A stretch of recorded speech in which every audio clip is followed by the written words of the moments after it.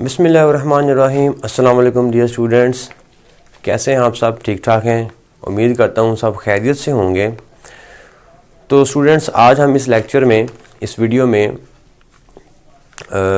जो chapter number 3 है, force and motion, class 11, उसके जो रिमेनिंग शार्ट क्वेश्चन हैं एक्सरसाइज के, वो आज हम करेंगे। आइए स्टार्ट करते हैं आज का टॉपिक। क्वेश्चन नंबर 7 है, motion with constant velocity is a special case of motion with constant acceleration. Is this statement true? Discuss. कहता है कि constant velocity से मूव करते हुए बॉडी के पास जो एक्सेलरेशन होता है वो भी कांस्टेंट ही होता है। क्या यह स्टेटमेंट ट्रू है? तो इसको जो है वो डिस्कस करना है हमने। तो आंसर है बेटा, ये स्टेटमेंट बिल्कुल ट्रू है। हम जानते हैं कि जब कोई बॉडी कांस्टेंट वेलोसिटी से मूव करती है, यूनिफॉर्म वेलोसिटी से मूव करती है, तो उसकी जो वेलोसिटी है वो चेंज नहीं हो रही होती। ठीक है, यूनिफॉर्म वेलोसिटी से मुराद क्या होता है कि ऐसी वेलोसिटी कि जिसमें बॉडी की जो डायरेक्शन है और उसका जो मैग्नीट्यूड ऑफ वेलोसिटी है वो चेंज नहीं होता। तो इस वेलोसिटी से मूव करने वाली बॉडी को हम क्या बोलते हैं कि बॉडी यूनिफॉर्म वेलोसिटी से कांस्टेंट वेलोसिटी से मूव कर रही है। अब जब यूनिफॉर्म या कांस्टेंट वेलोसिटी से जब बॉडी मूव करती है तो उसका जो एक्सेलरेशन होता है, कहता है कि वो भी कांस्टेंट होता है। ठीक है, अब देखना हमने कि वो कांस्टेंट कैसे होता है। तो फॉर एग्जांपल क्या, हमारे पास एक कार है, एक ऑब्जेक्ट है और ये मूव कर रहा है from this on this line. ठीक है जी, A B C D, ये डिफरेंट मैंने इंटरवल्स बना लिए। अब इसकी वेलोसिटी को जब हमने चेक किया तो ये फर्ज करिए कांस्टेंट वेलोसिटी से मूव कर रही है। ठीक है जी, तो पोजीशन A पर जब ये बॉडी होती है तो इसकी वेलोसिटी फर्ज कर लें कि इसकी जो वेलोसिटी है वो है जी 5 मीटर पर सेकंड। ठीक है, फिर हमने B पॉइंट पर इसकी वेलोसिटी को देखा तो इसकी velocity again 5 metre per second. Again हमने C पॉइंट पर देखा तो 5 metre per second, 5 metre per second. तो इसका जो मैग्नीट्यूड ऑफ वेलोसिटी है वो भी चेंज नहीं हो रहा और जो डायरेक्शन ऑफ मोशन है वो भी चेंज नहीं हो रही, जिसका मतलब ये बॉडी जो है वो क्या है, कांस्टेंट वेलोसिटी से, यूनिफॉर्म वेलोसिटी से जो है वो मूव कर रही है। अब जब कोई बॉडी यूनिफॉर्म वेलोसिटी से मूव करती है तो उसका जो एक्सेलरेशन होता है वो क्या होता है? तो एक्सेलरेशन तो होता है change in velocity over time, लेकिन इस बॉडी की वेलोसिटी तो चेंज नहीं हो रही, 555 है हर पॉइंट पे। ठीक है, यूनिफॉर्म जा रही है, तो इसका मतलब कि चेंज इन वेलोसिटी हमारे पास क्या है, 0 है। ठीक है जी, 0 ओवर t, तो a का जो हमारे पास क्या आएगा, 0 मीटर पर सेकंड स्क्वायर। तो मतलब उसका जो एक्सेलरेशन है वो कैसा होगा, 0 होगा। लेकिन अगर हम 0 को देखें तो 0 भी तो एक नंबर है। ठीक है, अगर हम 0 को एक न्यूमेरिकल वैल्यू के लिहाज से देखें, मैग्नीट्यूड वाइज देखें, तो 0 भी तो एक नंबर है, एक मैग्नीट्यूड है। तो जो जो बॉडी ये मूव कर रही है, हर पॉइंट पर उसकी मोशन के दौरान, थ्रू आउट द मोशन, उसका जो एक्सेलरेशन है हर पॉइंट पे कैसा है, 0 है। ठीक है, कैसा है, 0 है। तो 0 क्या है, बजाते खुद एक कांस्टेंट नंबर है। 0 बजाते खुद क्या है, एक कांस्टेंट नंबर है। तो हम ये कह सकते हैं कि ये बॉडी यूनिफॉर्म वेलोसिटी से मूव तो कर रही है, तो इसका जो एक्सेलरेशन है वो कैसा है, कांस्टेंट है। हर पॉइंट पे उसका जो एक्सेलरेशन है वो हमें कैसा मिल रहा है, 0 0 0 मिल रहा है। ठीक है, तो यही उसने पूछा था कि यूनिफॉर्म वेलोसिटी से मूव करती हुई बॉडी का जो एक्सेलरेशन होता है वो भी कांस्टेंट होता है। तो आंसर यस होता है। बेशक वो 0 है, लेकिन 0 एक नंबर ही तो है। ठीक है, अगर हम उसको मैग्नीट्यूड के लिहाज से सोचें तो वो भी तो एक नंबर है, एक न्यूमेरिकल वैल्यू है। तो वो न्यूमेरिकल वैल्यू हर पॉइंट पे कैसी है, कांस्टेंट है। तो लिहाजा यूनिफॉर्म वेलोसिटी से मूव करती हुई बॉडी का जो एक्सेलरेशन होगा वो कैसा होगा, कांस्टेंट होगा। यहाँ पे भी 0 है, यहाँ पे भी 0 है, यहाँ पे भी 0 है और यहाँ पर भी 0 है। तो यही उसने जब उस स्टेटमेंट के अंदर पूछा था कि कांस्टेंट वेलोसिटी से मूव करती बॉडी का जो एक्सेलरेशन होता है वो भी कांस्टेंट होता है, क्या यह स्टेटमेंट ट्रू है? तो आंसर है यस, ट्रू है। ये एक स्पेशल केस है यूनिफॉर्म वेलोसिटी से मूव करती हुई बॉडी का। तो आंसर भी हमने यही लिखा है कि when a body moves with uniform velocity, कि जब कोई बॉडी जब वो यूनिफॉर्म वेलोसिटी से मूव करती है, then change in velocity is zero. तो चूंकि वेलोसिटी में तो चेंज नहीं आ रहा होता, वेलोसिटी में चेंज तो जीरो होता है, तो जिसकी वजह से एक्सेलरेशन इज जीरो, तो उसका जो एक्सेलरेशन होगा वो भी कैसा हो जाएगा, वो भी जीरो हो जाएगा। ठीक है, it remains zero as far as body moves with constant velocity. ठीक है, तो ये जो एक्सेलरेशन है ये कहता है कि हर वक्त जीरो ही रहता है जब तक वो बॉडी क्या कर रही है, कांस्टेंट वेलोसिटी से मूव कर रही है। ठीक है, जब तक ये बॉडी कांस्टेंट वेलोसिटी से मूव करती रहेगी, हर पॉइंट पे इसका जो एक्सेलरेशन है वो जीरो होगा, वो जीरो होगा, वो जीरो होगा और जीरो होगा। ठीक है जी, so hence acceleration remains constant, that is 0 metre per second square. तो एक्सेलरेशन उस बॉडी का कैसा रहा, कांस्टेंट ही रहा।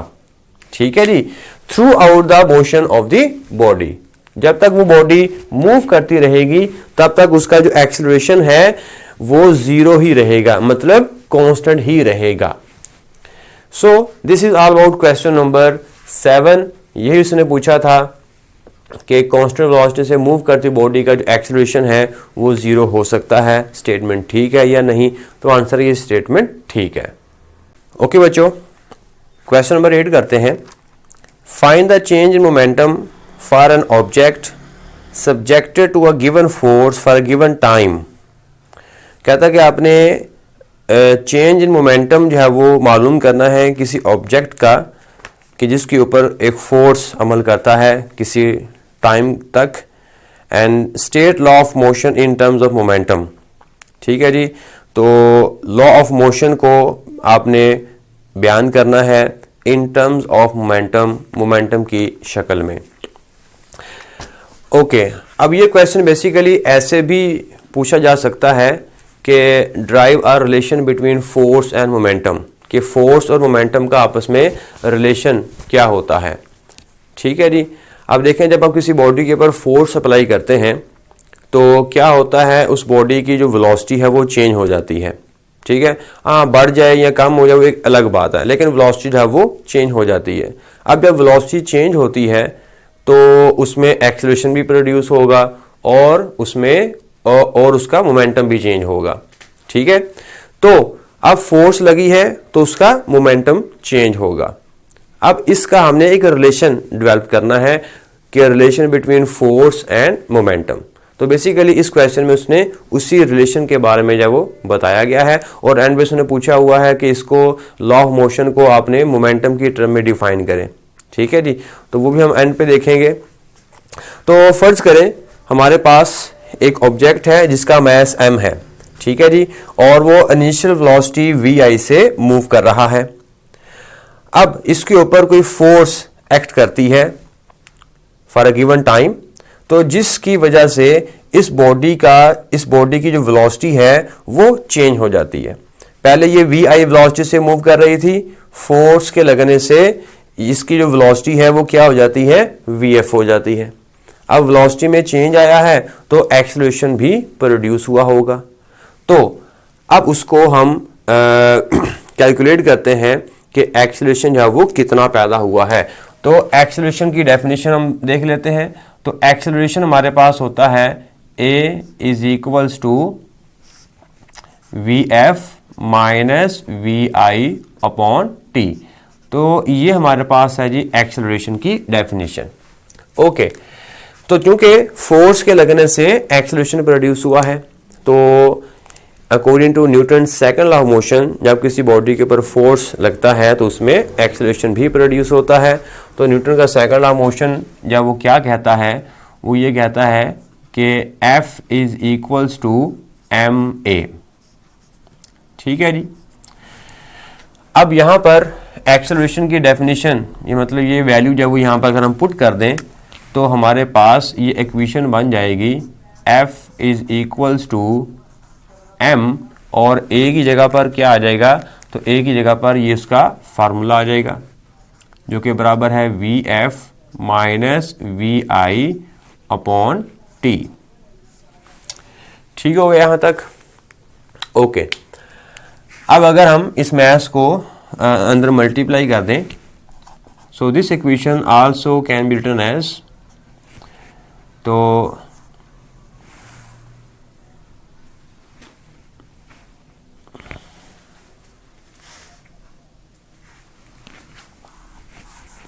so this equation can also be written as F is equals to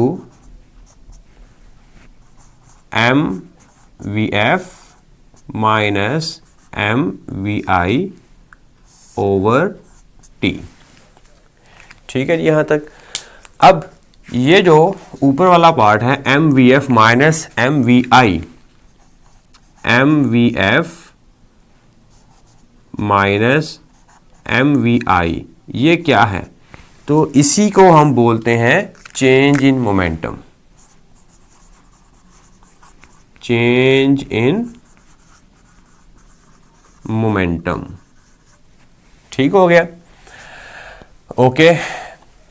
तो time of rate of change in momentum किसके बराबर हुआ, फोर्स के बराबर हुआ। अब ये जो इक्वेशन आपको नजर आ रही है, ये वाली equation, this is also known as second law of motion. इसको भी हम सेकंड लॉ ऑफ मोशन ही पुकारेंगे। This is modified form of Newton second law of motion, Newton's F is equals to ma। ठीक है, तो ये वाली इक्वेशन बेसिकली इसी इक्वेशन की एक मॉडिफाइड फॉर्म है जो कि हमें और भी इंफॉर्मेशन देती है, तो हम अगले क्वेश्चन में उसको हम डिस्कस करेंगे। तो फिलहाल उसने यही रिलेशन जब वो पूछा था कि फोर्स और मोमेंटम, चेंज इन मोमेंटम के दरमियान जो है वो रिलेशन जो है वो ड्राइव करें, और आखिर बार उसने पूछा था कि लॉ ऑफ मोशन को आप डिफाइन करें इन टर्म्स ऑफ मोमेंटम। तो बेसिकली वो इसी लॉ की बात कर रहा है कि न्यूटन का जो सेकंड लॉ ऑफ मोशन है उसको आप मोमेंटम की शक्ल में डिफाइन करें। तो यस, ये न्यूटन का सेकंड लॉ ऑफ मोशन ही है, लेकिन किस शक्ल में दिया हुआ है, मोमेंटम की शक्ल में दिया हुआ है। जिसको हम कैसे डिफाइन करेंगे, rate of change of momentum is called या इज इक्वल्स टू फोर्स। ठीक है जी। So this is Newton second law of motion in terms of momentum, which statement is rate of change, rate of change of momentum is equal to force. ठीक है जी। तो यही उसने पूछा था। This is all about question number 8। Question number 9 करते हैं। Define impulse and show that how it is related to linear momentum. कहता कि आपने इम्पल्स को डिफाइन करना है कि इम्पल्स क्या है और ये लीनियर मोमेंटम के साथ इसका रिलेशन क्या है। ओके।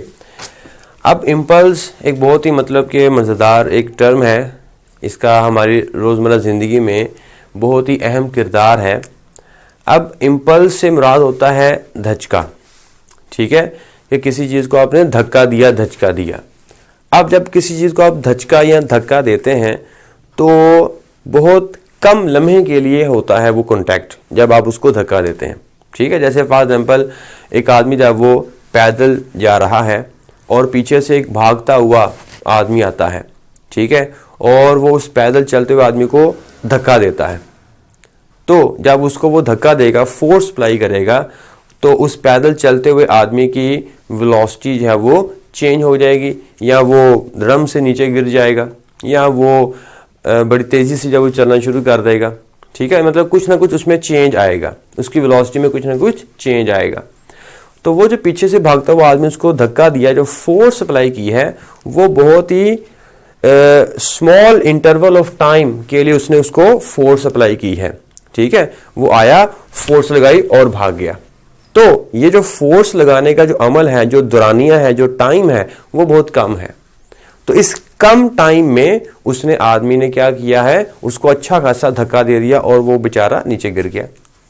इसी तरह आप जो है वो क्रिकेट के अंदर जब बॉलर जो है वो बॉल करवाता है और बैट्समैन उसको बैट की मदद से हिट करता है, तो बॉल और बैट के हिट करने का जो दौरानिया है, वो जो टाइम है, वो क्या होता है, वो भी बहुत शॉर्ट होता है। ठीक है, बॉल आया और उसने उसको हिट किया। अब जब उसने हिट किया, एक अच्छी खासी फोर्स अप्लाई की उस गेंद के ऊपर। ठीक है, दोनों आपस में कांटेक्ट में आए और बैट की मदद से बैट ने उसको अच्छा खासा फोर्स लगाया। वो जो फोर्स लगाने का जो अमल है, वो जो फोर्स लगाने का जो टाइम है, वो क्या है, बहुत स्मॉल टाइम है। तो एक स्मॉल इंटरवल ऑफ टाइम में लार्ज फोर्स जो है वो उस बॉल के ऊपर एक्ट करता है। तो ये जो फोर्स का जो असर होता है, इसी को हम बोलते हैं कि यहां पर इंपल्स हुआ है, इंपल्सिव फोर्स उसके ऊपर लगी है, एक धचका लगा वहां पर। ठीक है, इसी तरह और भी बहुत सारे एग्जांपल हम लेते हैं, जैसे दीवार के अंदर आपने जो वो कील लगाना है। ठीक है, हथौड़े की मदद से, हैमर की मदद से आप उस नेल के ऊपर जब वो स्ट्राइक करते हैं, तो जब आप स्ट्राइक करते हैं, फोर्स लगाते हैं, तो हैमर और नेल का जो कांटेक्ट होता है वो चंद लम्हे, एक चंद सेकंड्स के लिए होता है। ठीक है, मे बी 1 सेकंड का लम्हा होता है। तो 1 सेकंड के दौरान, 1 सेकंड में आप एक अच्छी खासी उसके ऊपर फोर्स अप्लाई कर देते हैं। तो ये जो इफेक्ट है फोर्स का, इसको हम बोलते हैं इंपल्स, जिसकी वजह से वो जो कील है, वो जो नेल है, वो इस दीवार के अंदर जो है वो चला जाता है। पहले वो बाहर होता है, ठीक है, फिर जो है वो आप उसके ऊपर फोर्स लगाते हैं और फोर्स लगा कर क्या होता है, वो जो नेल है वो दीवार के अंदर धंस जाता है, पेनिट्रेट हो जाता है।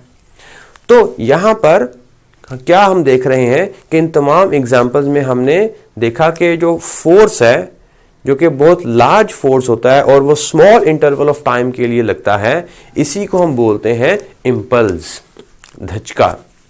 ठीक है, बचपन में जब वो आपकी मम्मी या आपका डैड जो है वो आपको एक अच्छा खासा जब वो थप्पड़ मारते थे आपके मुंह पे, तो वो इंपल्स जब वो होता है, वो एक धचका होता है, जो ही आपके ऊपर थप्पड़ पड़ा और ऐसे। ठीक है, तो वो क्या होता है, एक इंपल्सिव फोर्स आपके ऊपर जब वो लगती है, bye your mom, bye your dad. So तो यहां पर इंपल्स की हम अब डिफाइन कर सकते हैं कि when a large force acts on a body, जब किसी बॉडी के ऊपर एक अच्छा खासा लार्ज फोर्स एक्ट करता है for a short interval of time. ठीक है, बहुत ही चंद लम्हे के लिए, बहुत ही कम टाइम के दौरान एक लार्ज फोर्स किसी बॉडी के ऊपर क्या करता है, एक्ट करता है। ठीक है, so then effect of force is called impulse. तो हम उसी को हम क्या बोलेंगे कि इंपल्स है, उसी इफेक्ट का नाम क्या होगा, इंपल्स होगा। ठीक है जी, अब जब इंपल्स या इंपल्सिव फोर्स हम किसी बॉडी के ऊपर अप्लाई करते हैं, जैसे आप पंच मारते हैं दीवार में, आप मुक्का मारते हैं, तो यहां पर भी दीवार या किसी को भी आप हिट करते हैं, तो दीवार और पंच का जो कांटेक्ट होता है वो बहुत ही कम लम्हे के लिए होता है। ठीक है, तो लिहाजा ये भी आपने इंपल्सिव फोर्स है, इंपल्सिव फोर्स आपने अप्लाई की है, जो कि बहुत लार्ज फोर्स है for a short interval of time. अब जब इंपल्सिव फोर्स या इंपल्स होता है, तो इंपल्स हमें बताता है कि कितना मोमेंटम टकराते वक्त, कोलिजन करते वक्त, दो ऑब्जेक्ट्स जब कोलिजन करते हैं, इंपल्सिव फोर्स पैदा होता है, प्रोड्यूस इंपल्सिव फोर्स उसके ऊपर अप्लाई करते हैं, तो कितना मोमेंटम जो है वो ट्रांसफर होता है या मोमेंटम में कितना चेंज आता है। ठीक है, तो बेसिकली इंपल्स हमें इसी चीज के बारे में इंफॉर्मेशन देता है। और क्वेश्चन में उसने यही, क्वेश्चन का जो दूसरा पार्ट है उसमें उसने यही पूछा है कि इंपल्स का फोर्स के साथ जो है वो क्या रिलेशन है। ओके, अब हम उस रिलेशन को पहले डिफाइन कर लेते हैं, फिर हम उस रिलेशन के बारे में थोड़ा सा मजीद एग्जांपल्स की मदद से उसको जानने की कोशिश करेंगे। ठीक है, तो बड़ा बेसिक सा जो रिलेशन है, वैसे हमने ये ऊपर ड्राइव कर चुके हैं। ठीक है, ये रिलेशन हम पहले ही हम डिफाइन कर चुके हैं। हम यहीं से हम स्टार्ट करते हैं कि इंपल्स जो है वो मोमेंटम के साथ उसका रिलेशन क्या है, ठीक है। तो यही इक्वेशन से हम स्टार्ट करते हैं। As we know that F is equals to change in momentum, ठीक है, mvf minus mvi over t।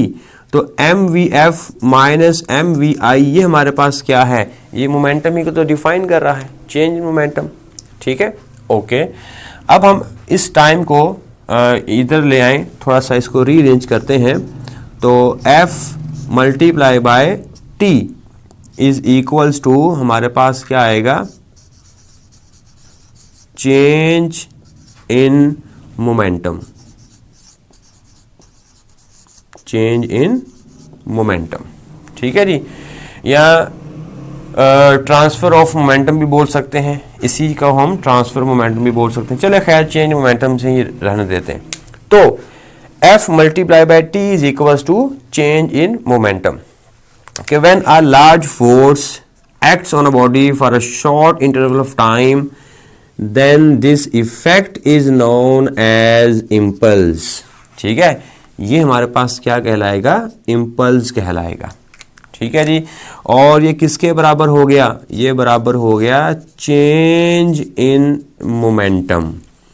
ये किसके बराबर हुआ, चेंज इन मोमेंटम, ठीक है। तो इम्पल्स बेसिकली हमें बताता है कि किसी बॉडी का जो मोमेंटम है वो किस कदर जब वो चेंज होता है, कितनी तेजी से जब वो चेंज होता है या ट्रांसफर होता है, ठीक है। जैसे दो बिलियर्ड या स्नोकर के दो बॉल्स हैं जो कि वाइट और रेड बॉल्स हैं, वो आपस में टकराते हैं। तो टकराते वक्त क्या होता है, वो एक दूसरे के ऊपर इम्पल्सिव फोर्स पैदा करते हैं, लगाते हैं, और उस कोलिजन के दौरान, उस मूवमेंट के दौरान वो क्या होता है, वो एक दूसरे का मोमेंटम ट्रांसफर करते हैं, ठीक है।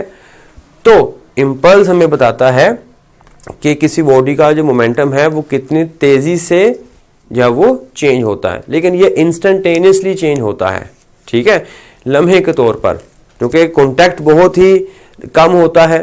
तो इस कम लम्हे के दौरान जो मोमेंटम में जो चेंज आएगा वो भी इंस्टेंटेनियसली होगा, ठीक है, लम्हाती जो चेंज होगा, ठीक हो गया। तो इम्पल्स बराबर हुआ चेंज इन मोमेंटम। अब जो मोमेंटम चेंज होगा या ट्रांसफर होगा ये सेम होगा। अब मोमेंटम में जो ट्रांसफर होगा या मोमेंटम जो चेंज होगा वो कैसा होगा, सेम होगा, इक्वल होगा। अगर मोमेंटम में चेंज इक्वल है या कांस्टेंट है तो आई जो कि एफ और टी के दरमियान रिलेशन है या एफ और टी का प्रोडक्ट है, तो फिर एफ और टी के दरमियान क्या रिलेशन होगा, ठीक है। फिर से देखें, आई किसके बराबर है, तो आई बराबर है F into T, F into T है। तो अगर चेंज इन मोमेंटम या transfer of momentum between two objects during collision वो कांस्टेंट है, तो एफ और टी आपस में कैसे होंगे, इनके दरमियान क्या रिलेशन होगा।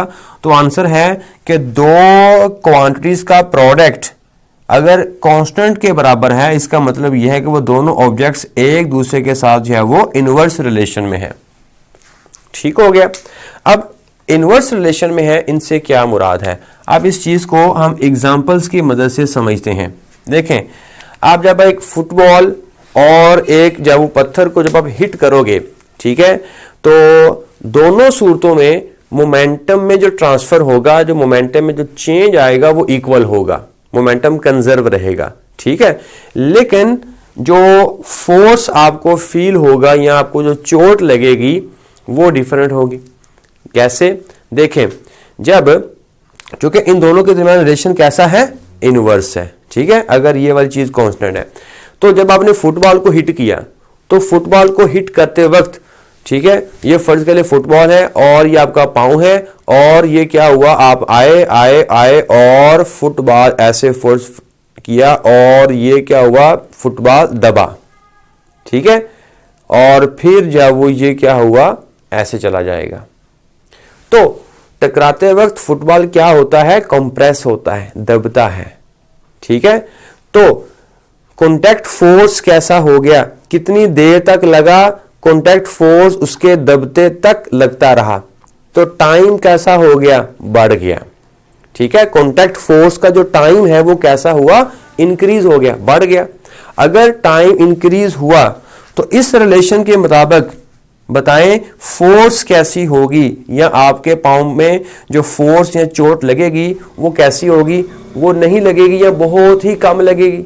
क्यों? क्योंकि आपने टाइम इंक्रीज हो गया, आपका जो टाइम है वो इंक्रीज हुआ और जिसकी वजह से जो फोर्स है वो क्या हो जाएगी, डिक्रीज हो जाएगी। ठीक है, मोमेंटम में तो ट्रांसफर उतना ही हुआ है, ठीक है, मोमेंटम में ट्रांसफर उतना ही है। तो जिस टाइम बढ़ गया और फोर्स कैसा हुआ, कम हो गया। फोर्स कम हो से मुराद है कि आपको चोट नहीं लगेगी। लेकिन अगर यही हाल जो पत्थर के साथ आप करते हो, पत्थर को जब आप हिट करते हो तो पत्थर तो दबता नहीं है, तो कॉन्टैक्ट फोर्स कैसा होता है, बहुत कम लम्हे के लिए होता है, इसमें टाइम नहीं बढ़ता। जब आप पत्थर के ऊपर फोर्स अप्लाई करते हैं तो पत्थर के ऊपर फोर्स अप्लाई करने पर क्या होता है, कॉन्टैक्ट फोर्स बहुत कम होता है। तो जब टाइम बहुत कम होता है, तो जब टाइम बहुत कम होता है तो फोर्स कैसी हो जाएगी, बढ़ जाएगी। तो आपको अच्छी खासी वहां पर एक चोट महसूस होगी, फोर्स फील होगी। ठीक है, वो जो चोट होती है वो बेसिकली वो क्या है, आपके ऊपर, आपके पाँव के ऊपर लगने वाली फोर्स ही तो होती है जो कि आपको फील होती है। ठीक है, रिएक्शन होता है उस बॉडी का आपके ऊपर। तो टाइम जब वो बहुत कम होता है, जब आप पत्थर के ऊपर आप हिट करते हो या दीवार को आप हिट करते हो या ठीक है पंच लगाते हो, तो टाइम ऑफ कॉन्टैक्ट बहुत कम होता है, जिसकी वजह से जो फोर्स है वो क्या हो जाती है, इंक्रीज हो जाती है। और इंक्रीज शुदा फोर्स आपको हर्ट करती है, आपको चोट पहुंचाती है। ठीक है, इसी तरह जब आप जो है वो छलांग लगाते हैं, ठीक है, तो पहले आपने फर्ज करें फर्श पे छलांग लगाई, फर्श पे कुछ भी नहीं था, ठीक है जी, कोई फॉर्म, कोई गद्दा वगैरह नहीं था, कोई कुशन नहीं था, तो आपने डायरेक्ट जब वो जमीन के ऊपर आके धड़म से गिरते हैं, तो जब आप जमीन के ऊपर आके गिरते हैं तो कॉन्टैक्ट पॉइंट या जो कॉन्टैक्ट टाइम होता है वो बहुत कम होता है। ठीक है, तो कॉन्टैक्ट टाइम कम होने की वजह से आपको एक अच्छा खासा फोर्स फील होता है, एक अच्छा खासा धचका आपको लगता है, आपके पाँव पे आपको चोट लगती है। ठीक है, क्योंकि वहां पे कॉन्टैक्ट टाइम कितना होता है, कम होता है, और फोर्स कैसी हो जाती है, बढ़ जाती है। लेकिन अगर आप यही छलांग जब वो जमीन के ऊपर कोई नरम सी कोई गद्दा वगैरह, कोई कुशन वगैरह रख कर फिर आप छलांग लगाएं, तो क्या होगा, तो जब आपने जमीन के ऊपर पहले गद्दा रखा होगा, ठीक है, तो जब आप इसके ऊपर छलांग लगाएंगे तो वो कुशन या वो गद्दा वगैरह क्या होगा, पहले वो कंप्रेस होगा। तो कंप्रेस होते होते ज्यादा टाइम लगा, आपको जमीन तक पहुंचने ज्यादा टाइम लगा। जब कुशन नहीं था दरमियान में, वो फोम नहीं था, तो आप डायरेक्ट जब वो कांटेक्ट में आ गए, जल्दी से कांटेक्ट में चले गए अर्थ के साथ। लेकिन जब आप दरमियान में वो रख देते हैं फोम, तो जिसकी वजह से जब आप ऊपर आगे गिरते हैं तो फोम पहले दबता है, फिर आपके पाँव जब जमीन के साथ जाके लगते हैं। मतलब आपका जो कांटेक्ट पॉइंट है, जमीन के साथ कांटेक्ट होने का लम्हा है, वो टाइम जो है वो क्या हो जाता है, बढ़ जाता है। तो जब टाइम बढ़ जाता है तो फोर्स कैसी हो जाती है, कम हो जाती है। तो इसी वजह से आपको चोट जो है वो महसूस नहीं होती। ठीक है जी, तो ये है इस फार्मूले का हमारी रोजमर्रा जिंदगी के साथ जो है वो रिलेशन। इसी तरह वो भी बहुत सारे एग्जांपल, आप कैच पकड़ते हैं, जब आप खेलते हैं, क्रिकेट खेलते हैं तो कैच पकड़ते हैं, तो कैच पकड़ते वक्त आप जब अपने हाथ को ऐसे पीछे की तरफ धकेलते हैं, अगर आप गेंद आई और आपने यहीं पर रोक दिया उसको, तो क्या होगा, अच्छी खासी चोट आपके हाथ पे लगेगी। ठीक है, जो कॉन्टैक्ट पॉइंट जब वो कॉन्टैक्ट टाइम बहुत कम होता है और फोर्स बहुत ज्यादा लगती है।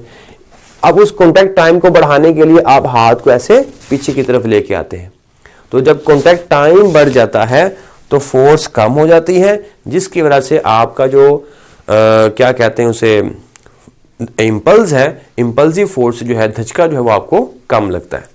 ठीक है जी, तो आई होप कि आपको इन एग्जांपल्स की मदद से इम्पल्स का कोई थोड़ा बहुत कॉन्सेप्ट आपके माइंड में डेवलप हुआ होगा। ठीक है जी, कि इम्पल्स फोर्स क्या होती है और इसका रिलेशन मोमेंटम के साथ क्या होता है। तो I is equals to change in momentum, कि how much momentum has been transferred between two objects, ये हमें इम्पल्स भी बताता है।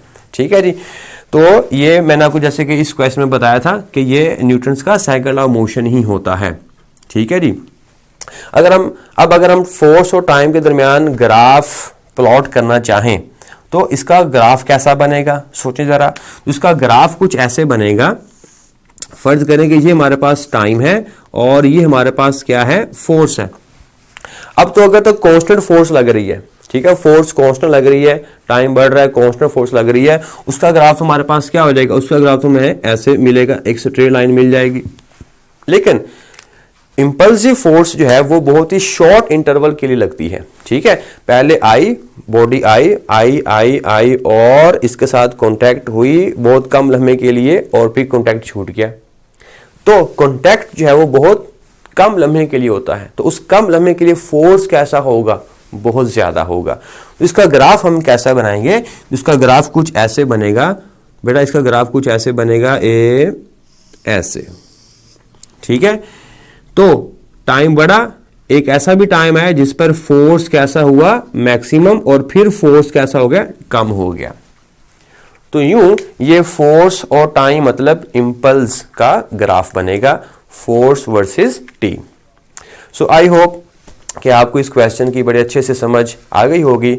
सो this is all about question number 9। Question number 10 करते हैं। State the law of conservation of linear momentum pointing out the importance of isolated system. कहता कि आपने law of conservation of linear momentum को डिफाइन करना है और उसकी इंपॉर्टेंस के बारे में बताना है कि आइसोलेटेड सिस्टम जो है उसके ऊपर ये लॉ जो है वो एप्लीकेबल क्यों होता है, उसकी अहमियत के बारे में बताना है। Explain under why certain conditions the law is useful even though the system is not completely isolated. तो अगर जब वो सिस्टम जब वो कंप्लीटली आइसोलेटेड सिस्टम ना भी हो तो भी ये जो लॉ है उसके ऊपर हम उसको अप्लाई कर सकते हैं, ये यूजफुल होता है। ओके, अब इसको मतलब 3 हिस्सों में डिवाइड करते हैं। मतलब उसने पहले स्टेटमेंट पूछी है, फिर उसके बारे में उसकी इंपॉर्टेंस के बारे में पूछा गया है कि आइसोलेटेड सिस्टम के लिए जो है वो ये एप्लीकेबल क्यों है।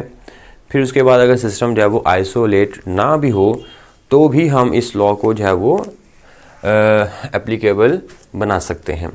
ओके, अब सबसे पहले कि आइसोलेटेड सिस्टम क्या होता है, ठीक है।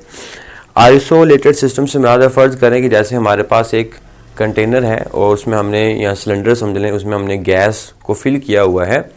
तो गैस के मालिक्यूल्स हैं वो आपस में रैंडम मोशन से जब वो मूव करते हैं, कोई इधर कोई ऊपर कोई नीचे कोई दाएं कोई बाएं जाता है, तो उन गैस के मालिक्यूल आपस में तो जब वो फोर्स लगाते हैं एक दूसरे के ऊपर, लेकिन बाहर से कोई बैरूनी फोर्स, कोई एक्सटर्नल फोर्स उस गैस के सिलेंडर के ऊपर या गैस के मालिक्यूल्स के ऊपर जो है वो नहीं लग रही, ठीक है। मतलब कि एक्सटर्नल फोर्सेस का इफेक्ट जो है वो उन गैस के मालिक्यूल्स के ऊपर नहीं हो रहा।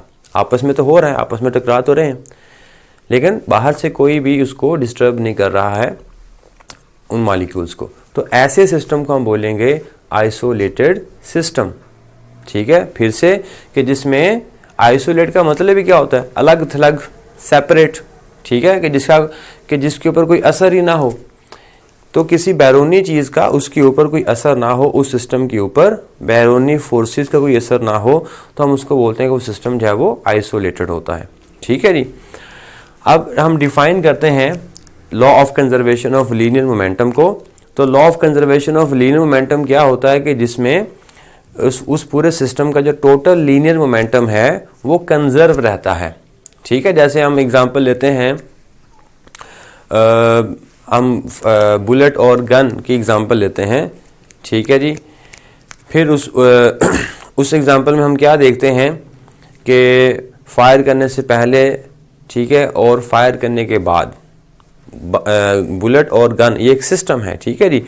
तो ये बुलेट और गन का जो सिस्टम है, फायर करने से पहले इसका मोमेंटम और फायर करने के बाद का इस सिस्टम का जो मोमेंटम है वो कैसा रहता है, कंजर्व रहता है, ठीक है। इसको हम चैप्टर के अंदर जब इसको डिराइव भी करते हैं तो लीनियर मोमेंटम की डेफिनेशन क्या होगी कि किसी भी सिस्टम का जो टोटल मोमेंटम होता है तो वो क्या रहता है, वो कंजर्व रहता है। कंजर्व मतलब रिमेन्स सेम, कांस्टेंट रहता है, ठीक है जी। तो ये इसकी डेफिनेशन मैंने यहाँ पे लिखी है कि total linear momentum of an isolated system always conserve, कि किसी भी आइसोलेटेड सिस्टम का जो लीनियर मोमेंटम होता है वो हमेशा कैसा रहता है, कंजर्व रहता है। ठीक है जी। अब अगर किसी सिस्टम के ऊपर बैरोनी फोर्सेस लग रही होंगी तो क्या होगा, उसका जो मोमेंटम है, उसका जो लीनियर मोमेंटम है वो क्या हो जाएगा, चेंज हो जाएगा। हम उसको एक्यूरेटली जो है वो मेजर नहीं कर पाएंगे। ठीक है ना। अगर किसी बॉडी के ऊपर कोई बैरोनी फोर्स लग रही है, हम उसका मोमेंटम मालूम करना चाहते हैं और फिर हमने देखा कि फोर्सेस वो हट गई और दोबारा फिर मोमेंटम हम उसका मेजर करना चाहेंगे तो क्या होगा, मोमेंटम में तब्दीली आ जाएगी। क्योंकि फोर्स पहले लग रही थी, बैरोनी फोर्स उसके ऊपर लग रही थी, बाद में जब वो फोर्स हट गई, हमने यहाँ हमने हटा दिया, ठीक है, फोर्स को, तो फिर क्या होगा, जो मोमेंटम होगा फोर्स के लगने से पहले और फोर्स के लगने के बाद वो क्या हो जाएगा, वो चेंज हो जाएगा। ठीक है। तो due to external forces the total linear momentum of the isolated system में चेंज। तो यही इसकी अहमियत है, यही इसकी इंपॉर्टेंस है। तो यही मैंने इंपॉर्टेंस में यहाँ पे लिखा है कि when system is not conserved, अगर सिस्टम कंजर्व नहीं होगा, external forces act on the system, कि उस सिस्टम के ऊपर बैरोनी फोर्सेस हमलावर होंगी, एक्ट करेंगी, ड्यू टू दिस, जिसकी वजह से टोटल लीनियर मोमेंटम चेंजेस, कि जिसकी वजह से जो टोटल लीनियर मोमेंटम है वो क्या हो जाएगा, चेंज हो जाएगा। ठीक है। अगर बैरोनी फोर्सेस, जैसे मैंने आपको एग्जांपल दी, कंटेनर में गैस भरी हुई है, अपने यहाँ सिलेंडर में गैस भरी हुई है, तो अब उस गैस के मालिक्यूल्स का मोमेंटम अगर आप मालूम करना चाहेंगे बैरोनी फोर्स लगाकर, ठीक है, आप उसका मोमेंटम देखेंगे और फिर फोर्सेस को हटाने के बाद उसका मोमेंटम देखेंगे तो वो क्या हो जाएगा, वो चेंज हो जाएगा, कंजर्व नहीं होगा। ठीक है। फोर्सेस के लगने से पहले, फोर्सेस के लगने के बाद जो मोमेंटम होगा उसकी वैल्यू जो है वो एक्यूरेट नहीं आएगी, मतलब हम उसको ठीक तरह से मेजर नहीं कर पाएंगे, कंजर्वेशन यहाँ पे नहीं लागू होगा। तो इसीलिए सिस्टम का आइसोलेट होना ज़रूरी है, तो अदरवाइज वो लॉ जो है वो एप्लीकेबल नहीं हो पाएगा। ठीक है। वरना फिर एक्सटर्नल फोर्सेस हैं वो उसके ऊपर एक्ट करेंगी, जिसकी वजह से उसका जो मोमेंटम है वो चेंज हो जाएगा। तो उसके बाद अगर सिस्टम जो है वो आइसोलेटेड नहीं है, when system is not completely isolated. अब इसकी एग्जांपल में हम जैसे, क्योंकि रोज़मर्रा ज़िंदगी में जब जो भी हम एग्जांपल्स को अगर हम सोचें तो तकरीबन कोई भी सिस्टम जो है वो आइसोलेटेड नहीं होता, थोड़ी बहुत बैरूनी फोर्सेस जो है वो लाजमी लग रही होती हैं। जैसे सिंपल एग्जांपल देते हैं, जैसे अगर ये बुलेट और गन है, ठीक है, तो इसके ऊपर हवा का फ्रिक्शन फोर्स भी एक्ट कर रहा है, इसके ऊपर ग्रेविटेशन का फोर्स भी एक्ट कर रहा है। अब तो आप ग्रेविटेशन फोर्स को तो हम नहीं इग्नोर कर सकते, हम एयर फ्रिक्शन को हम यहाँ से हटा नहीं सकते हैं। तो अगर हटा नहीं सकते हैं तो ये फोर्सेस हमेशा इसके ऊपर लगती रहेंगी। ठीक है। लेकिन फिर भी इसके बावजूद भी इसके ऊपर law of conservation of linear momentum हम अप्लाई कर सकते हैं। उसकी वजह यह है कि जब हम फायर करते हैं तो फायर करते वक्त क्या होता है, इसके अंदर जो है वो, इस गन के अंदर जो है वो इंटरनल फोर्सेस जो है वो उनकी वैल्यू, उनका जो मैग्नीट्यूड है वो ज़्यादा होता है as compare to external forces. ठीक है। फिर से जैसे दूसरी एग्जांपल हम लेते हैं, किसी बॉम्ब का फटना, ठीक है, एक्सप्लोजन ऑफ ए शेल। तो जब शेल एक फटता है तो फटने से पहले उसके ऊपर ग्रेविटेशन का फोर्स एक्ट करता है, एयर रेजिस्टेंस उसके ऊपर जो है वो एक्ट करती है। ठीक है। तो ये सारे फोर्सेस क्या हैं, एक्सटर्नल फोर्सेस हैं, ये तो एक्ट कर रही हैं उस शेल के ऊपर। फिर उसके बाद वो शेल जब वो क्या हो जाता है, फट जाता है, ठीक है, एक्सप्लोजन हो जाता है। तो जब वो फटता है तो फटने की वजह क्या है, तो होती है एक्सप्लोजन की वजह क्या होती है, उसके अंदर पाई जाने वाली इंटरनल फोर्सेस। तो वो जो इंटरनल फोर्सेस होती हैं, वो इंटरनल फोर्सेस का जो मैग्नीट्यूड होता है वो ज़्यादा होता है as compare to external forces, as compare to gravitational force, as compare to air resistance force. ठीक है। तो जिसकी वजह से हम इंटरनल फोर्सेस के कंपैरिजन में हम एक्सटर्नल फोर्सेस को इग्नोर कर सकते हैं। ठीक है। तो इस सिचुएशन में हम फिर उस एग्जाम्पल में उस सिस्टम के ऊपर जो है वो लीनियर मोमेंटम का जो लॉ है वो अप्लाई कर सकते हैं। ठीक है जी। अब यही बात हमने यहाँ पे लिखी है, when the effect of external forces like frictional and gravitational forces is negligible small as compared to forces between the interacting bodies।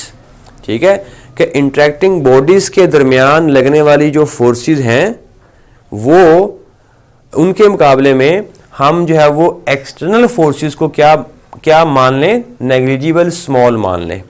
ठीक है, तो फिर हम जो है वो इस लॉ को क्या कर सकते हैं, एप्लीकेबल कर सकते हैं, अप्लाई कर सकते हैं।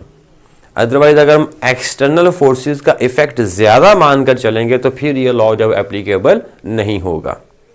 ठीक हो गया, क्योंकि हम उन फोर्सेस को भी तो हम इग्नोर नहीं कर सकते, इग्नोर नहीं कर सकते। ठीक है, तो उसका इफेक्ट तो कैसा रहेगा, उसके ऊपर लगता रहेगा।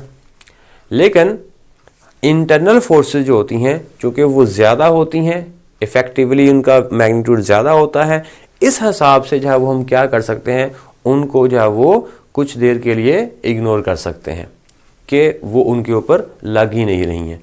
तो ये इस बात को सोचते हुए हम फिर इन जैसी एग्जांपल्स के ऊपर क्या कर सकते हैं, law of conservation of momentum को अप्लाई कर सकते हैं।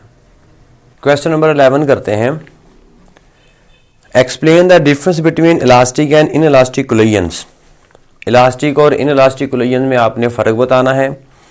Explain how would a bouncing ball behave in each case, कि आपके पास एक बाउंसिंग बॉल है, ठीक है जी, एक उछलने वाला बॉल है, तो उसका बिहेवियर हमने बताना है दोनों केसेस में, इलास्टिक में और इन इलास्टिक कोलिजन में।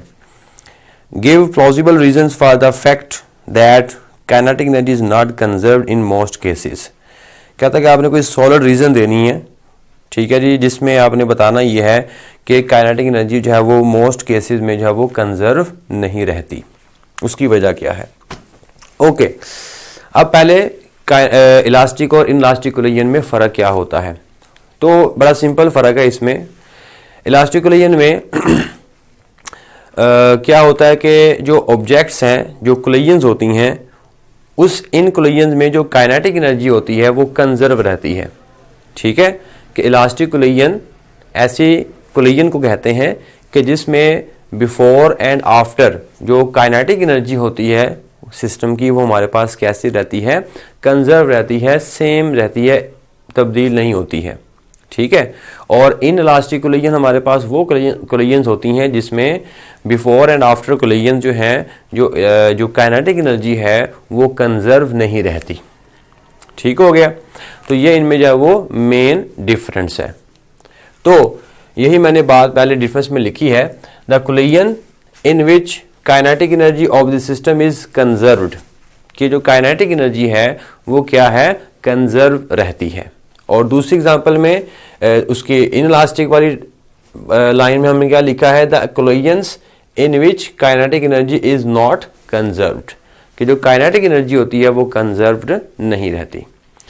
अच्छा, एक और बात, इन दोनों केसेस में चाहे वो इलास्टिक कोलिजन हो चाहे वो इनइलास्टिक कोलिजन हो, तो मोमेंटम जो होता है, लीनियर मोमेंटम जो होता है, और जो टोटल जो काइनेटिक एनर्जी होती है वो दोनों केसेस में चाहे इलास्टिक हो चाहे इनइलास्टिक हो वो कंजर्व रहती है। ये बात भी जब नोट कीजिएगा, ये भी MCQs में कई बार पेपर में पूछी जा चुकी है। ठीक है जी, ओके, तो पहला उसने इस क्वेश्चन का जो पहला पार्ट था उसमें यही पूछा गया था कि जो कोलिजन्स हैं इलास्टिक और इनइलास्टिक, इनमें क्या डिफरेंस है। अच्छा, कोलिजन्स होता क्या है, तो ठीक है, अगर कोलिजन्स आपसे पूछ रहे कोलिजन्स क्या होता है, तो collision is an event in which two bodies apply large force for a small interval of time। ठीक है, कि जिसमें दो बॉडीज जो हैं वो थोड़े टाइम के लिए लार्ज फोर्स जो है वो अप्लाई करती हैं, उनको हम कोलिजन्स कहते हैं। ठीक हो गया, ओके, ये डेफिनेशन वैसे आपने कोलिजन की याद रख लेनी है। अब उसका दूसरा पार्ट ये था कि बाउंसिंग बॉल जो है वो दोनों इवेंट्स में, दोनों कोलिजन्स में कैसे बिहेव करता है। ठीक है, फर्ज करें हमारे पास एक हॉट बॉल है, कोई भी गेंद हमारे पास कोई फर्ज कर लें, ठीक है, उसको अगर आप एक मार्बल फ्लोर के ऊपर अगर आप उसको फॉल करवाते हैं तो क्या होगा, वो टकराने के बाद तकरीबन उसी इनिशियल हाइट तक पहुंच जाती है जहां से हमने उसको जो वो फेंका होता है। ठीक है, मतलब जिस हाइट से हमने उसको फेंका है, जैसे फॉर एग्जांपल ये हमारे पास बॉल है, हमने इसको इस इनिशियल हाइट से फेंका और ये गई और मार्बल फ्लोर से टकराई, कोलिजन हुआ और ये वापस ऊपर उठेगी। अब जब ये वापस ऊपर उठेगी तो अगर ये जब उसी इनिशियल हाइट से जहाँ से इसको फेंका गया था, अगर वो दोबारा उसी इनिशियल हाइट तक पहुंच जाती है या उसके करीब तरीन पहुंच जाती है, तो हम ऐसी कोलिजन्स को बोलेंगे कि यहाँ पर बॉल ने क्या किया है, इलास्टिक कोलिजन किया है। कि मतलब कि जिस काइनेटिक एनर्जी से ये बॉल गई थी, उसी काइनेटिक एनर्जी से ये वापस ऊपर की तरफ उठती है। जिस वेलोसिटी से गई थी उसी वेलोसिटी से अप्रोक्सीमेटली जब वो ऊपर उठती है, तो ऐसी कोलिजन्स को हम बोलेंगे इलास्टिक कोलिजन्स।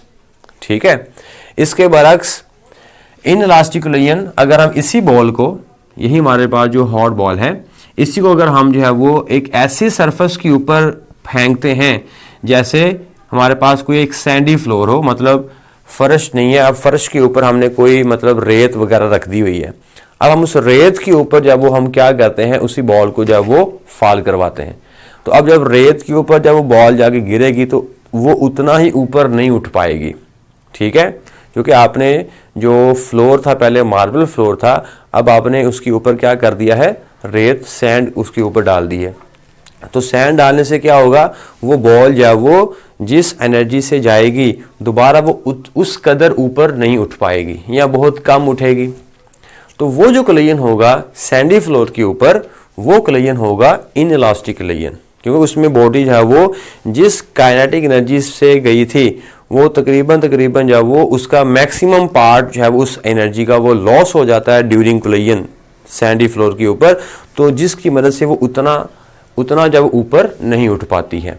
ठीक है, तो ऐसी कोलिजन्स को हम बोलेंगे इन इलास्टिक कोलिजन। तो दूसरे पार्ट में उसने यही बात पूछी थी कि हमारे पास कोई जो बॉल है, बाउंसिंग बॉल जो है, जो बाउंस कर सकता हो, उसका बिहेवियर हमने दोनों केसेस में बताना था।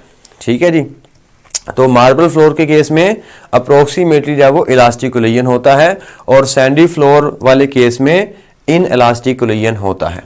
अब यहाँ पे मैंने अप्रोक्सीमेटली जब वो क्यों लिखा है, अप्रोक्सीमेटली जब वो इलास्टिक कोलिजन क्यों होता है। ठीक है, चूंकि हमारे डेली लाइफ में जितने भी कोलिजन्स होते हैं वो परफेक्टली जब वो इलास्टिक नहीं होते हैं। ठीक है, सारे केसेस में जब वो काइनेटिक एनर्जी जब वो थोड़ी बहुत लॉस्ट होती ही होती है। अब उसकी रीज़न क्या है, हमारा इस क्वेश्चन का तीसरा पार्ट यही है कि बहुत सारे केसेस में जो काइनेटिक एनर्जी होती है वो सेम नहीं रहती है। उसकी रीज़न हमने बतानी है, सॉलिड रीज़न बतानी है। तो उनमें मैंने चंद एक रीज़न लिखी हैं। पहले मैंने रीज़न लिखी है ड्यू टू फ्रिक्शन। ठीक है जी, अब फ्रिक्शन जो है वो जब वो बॉडी हवा में ऐसे आ रही है तो एयर फ्रिक्शन भी इन्वॉल्व है। ठीक है, और जब वो बॉल जब वो उस सरफेस के साथ जाकर टकराएगी तो बॉल और सरफेस के दरमियान भी फ्रिक्शन का फोर्स है। ठीक है जी, तो जिस एनर्जी से आई थी, फर्ज करें वो जो बॉल है वो किस एनर्जी से आई है, वो एनर्जी से आई, फर्ज करें जी 10 जूल एनर्जी। ठीक है जी, 10 जूल एनर्जी के साथ ये जो बॉल है ये ऐसे नीचे मूव करती है। अब जो जो ये बॉल नीचे मूव कर रही है, इसको एयर के मुखालिफ काम करना पड़ता है। ठीक है, एयर के फ्रिक्शनल फोर्स को ओवरकम करने के लिए इसको एयर के अगेंस्ट काम करना पड़ता है। तो अपनी वो कुछ एनर्जी 10 जूल में से कुछ अमाउंट ऑफ एनर्जी जो है वो क्या कर देती है, उस एयर रेजिस्टेंस के खिलाफ खर्च कर देती है उसको नीचे आने के लिए। क्योंकि हवा उसको ऊपर की तरफ फोर्स लगाती है और वो नीचे आना चाहती है। ठीक है, तो ये उसको हवा उसको ऊपर फोर्स लगाना चाहती है, बॉडी नीचे आना चाहती है, तो इसको इस फोर्स के खिलाफ काम करना पड़ता है। तो उस फोर्स के खिलाफ काम करते वक्त अपनी कुछ एनर्जी जो है वो वहां पे खर्च कर देती है। ठीक है, तो आते आते मतलब फर्श पर पहुंचते पहुंचते 10 जूल में से कुछ एनर्जी, फर्ज कर लीजिए 0.2 या 0.1 जूल एनर्जी जो वो खर्च हो जाती है फर्श पर पहुंचते पहुंचते। ठीक है, हमने उसको जो है वो यहां से उसको फेंका। ठीक है, ये हमारे पास वो इनिशियल हाइट है, हमने उसको यहां से हमने इस हाइट h से इसको फेंका 10 जूल एनर्जी देकर। अब जो वो हवा में नीचे आ रही है, हवा में जो वो नीचे आ रही है, तो उसकी कुछ एनर्जी जो है वो हवा में ही लॉस हो गई है, हवा के अंदर ही जो है वो हवा की मज़ाहमत की वजह से लॉस हो गई। मान लीजिए कि वो 0.1 या 0.2 जूल एनर्जी जो है वो खर्च हो गई, ठीक है जी। तो 0.2 जूल एनर्जी जब वो क्या हो गई, चलें सिंप्लिसिटी के लिए हम मान लेते हैं कि 1 जूल एनर्जी, ठीक है, आसानी समझने के लिए हम मान लेते हैं कि 1 जूल एनर्जी जो है वो क्या हो गई है, खर्च हो गई है हवा की मज़ाहमत को ओवरकम करने के लिए। फिर वो जाकर टकराती है फर्श के ऊपर, फ्लोर के ऊपर। जो ही वो फ्लोर के ऊपर जाकर टकराएगी तो कलिजन होगा, तो बॉल जो ही वो जाकर टकराएगी तो फ्रिक्शन का फोर्स बॉल और फर्श के दरमियान होगा। तो वो जो फ्रिक्शन का फोर्स है वो कुछ हीट एनर्जी प्रोड्यूस करेगा, ठीक है। फ्रिक्शन क्या करती है, फ्रिक्शन काजेस हीट एनर्जी, ठीक है, वो हीट का सबब बनती है। तो टकराते वक्त कुछ जो है वो हीट जो है वो यहां पर क्या होगी, प्रोड्यूस होगी।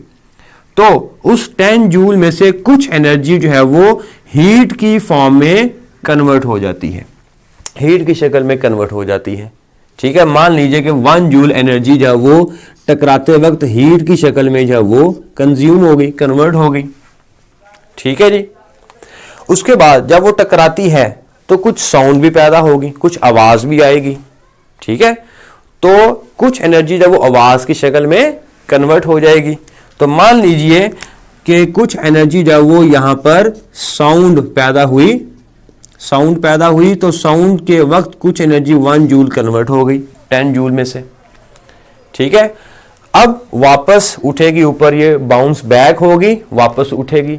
जब ये वापस ऊपर उठेगी तो हवा इसको अब नीचे की तरफ फोर्स लगाएगी, बॉडी अब ऊपर आना चाहती है और हवा नीचे की तरफ फोर्स लगाएगी। अगेन उसको हवा के मुखालिफ काम करना पड़ेगा, तो अगेन उसको जो है वो कुछ एनर्जी अब हवा के मुखालिफ खर्च करनी पड़ेगी।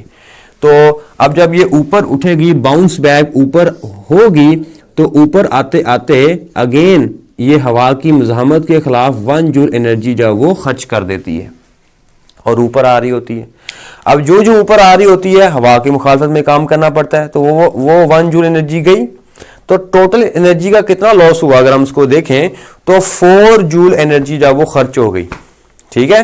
10 जूल में से 4 जूल एनर्जी तो गई, बाकी कितनी बच गई उसके पास, फर्ज करें कि 6 जूल एनर्जी उसके पास बच गई।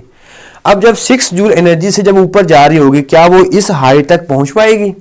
इस हाइट तक पहुंचने के लिए कितनी एनर्जी रिक्वायर्ड थी? 10, लेकिन अब उसके पास कितनी है? 6।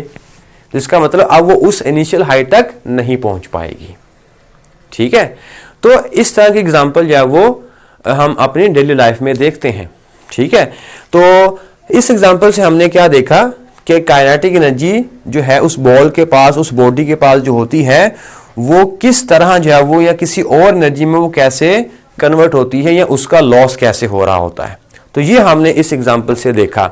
तो यही बातें मैंने यहाँ पे लिखी है कि reasons for loss of kinetic energy, कि काइनेटिक एनर्जी में जो लॉस होता है उसकी रीजंस क्या है कि फ्रिक्शन की वजह से, ठीक है। फ्रिक्शन कौन कौन सी फ्रिक्शन है? कि हीट वाली है जो कि टकराते वक्त होती है, और दूसरा एयर फ्रिक्शन है, हवा में जब वो बॉडी होती है।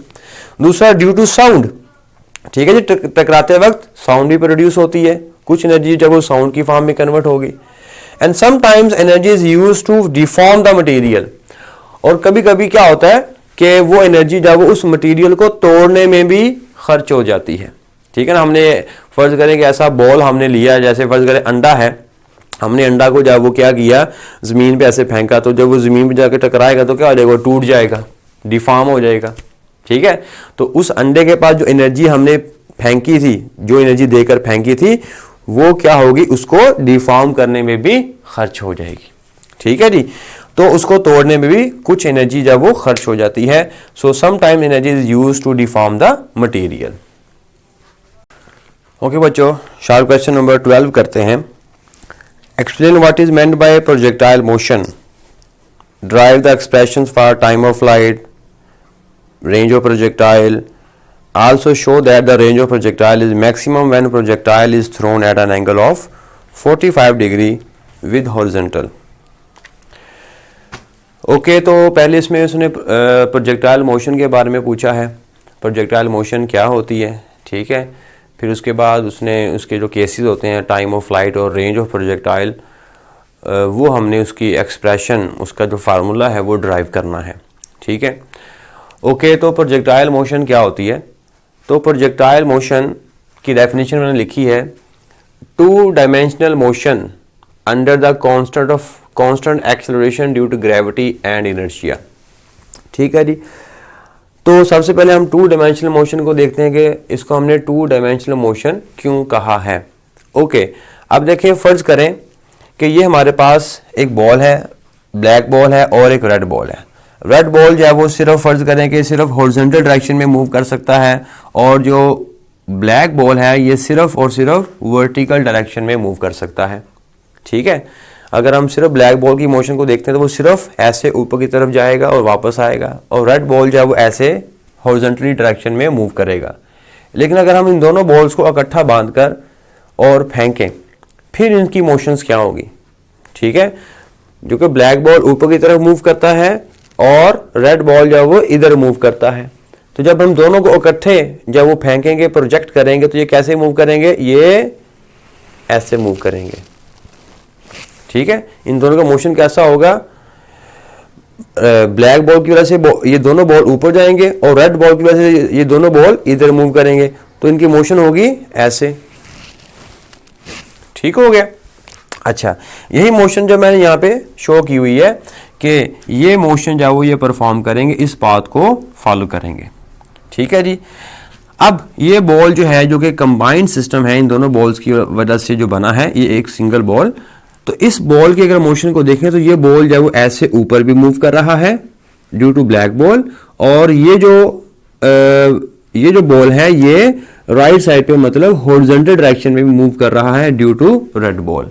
मतलब इस कंबाइंड बॉल की जो मोशन है वो इस एक्स एक्सिस के अलोंग भी है और इस वाई एक्सिस के अलोंग भी है। मतलब ये दोनों एक्सिस के अलोंग मूव कर रहा है, ये आगे भी बढ़ रहा है और ऊपर भी मूव कर रहा है।